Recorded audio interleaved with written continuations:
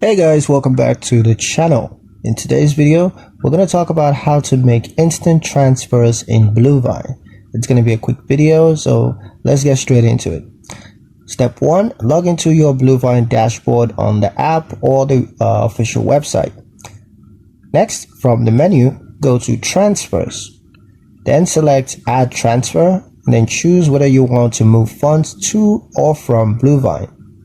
Next, pick the linked external account that you want to use for the transfer, and then you're going to need to enter the transfer amount.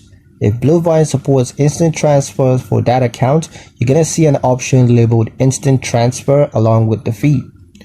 Next, select Instant Transfer, and then review the transaction details and accept the fee.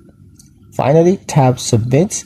Funds will be moved immediately, usually within minutes instead of the standard 1 to 3 business days. And of course, you can confirm by checking the Transactions tab to ensure that the money is indeed posted. And that's pretty much it for the video, guys. Hope you liked it. Hope you found the information here useful enough. If you did, like, share, and subscribe for more helpful tutorials. Thank you guys for watching, and I'll see you in the next one.